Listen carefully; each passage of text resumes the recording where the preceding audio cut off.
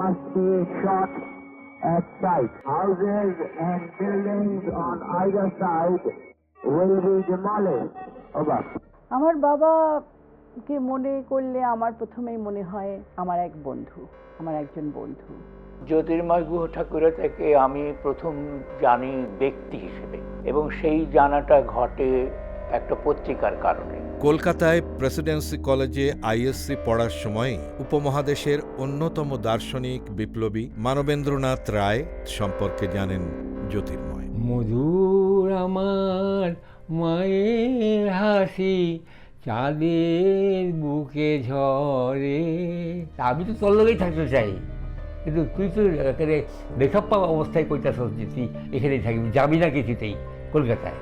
পঞ্চায়েতের রায়টটা কোনো রায়ট না, এটা হচ্ছে যে হিন্দুদের সম্পত্তি, বাড়িঘর এগুলো দখল করা। ক্লাসে স্যারের লেকচার শুনেছি, মুগ্ধ হয়েছি, স্যারকে ভীষণভাবে পছন্দ খালি নয়, ভালোবেসেছি বলতে হবে। বাবা ইন্টারন্যাশনাল হিউম্যানিস্ট অ্যাসোসিয়েশন ওটার মেম্বার ছিল। সাংস্কৃতিক একটা আন্দোলন পূর্ব পাকিস্তানে একটা গড়ে ওঠা উচিত। ওনারা বুঝে গিয়েছিলেন যে সাংস্কৃতিক চর্চাটা একটা মানুষকে কতখানি জাগ্রত করে দেয়।